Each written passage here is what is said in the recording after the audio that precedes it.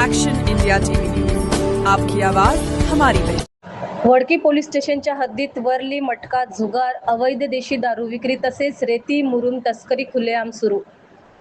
परिसरातील अनेक गावातील महिलांनी निवेदन देऊन सुद्धा पोलीस प्रशासनाची बघ्याची भूमिका का?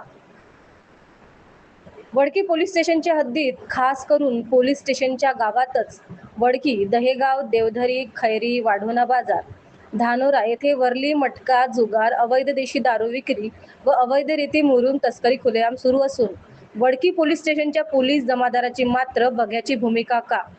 ग्रामस्थांनी बीट जमादार यांना अवैध धंद्याबाबत सांगितले असता बीट जमादार त्यांना उद्धट भाषेत तुम्हाला काय करायचे आहे, आम्ही आमचे बघून घेऊ, अवैध धंदे हे आम्हाला विचारत नाही, ते साहेबांकडे जातात, मग आम्ही काय करणार, असे उद्धट भाषेत उत्तर देत असल्याचे दिसून येत आले।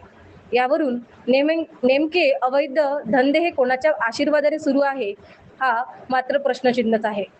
सदर वडकी पोलीस स्टेशनच्या हद्दीतील खुलेआम सुरू असलेल्या अवैध धंद्यांमुळे अनेक सुखी संसार उद्ध्वस्त होण्याच्या मार्गावर येत असताना दिसून येत आहे।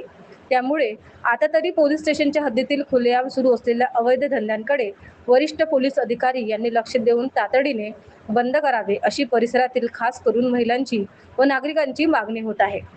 मुख्य संपादक विनोद माहुरेसह राळेगाव तालुका प्रतिनिधी अरुण जुंबडे।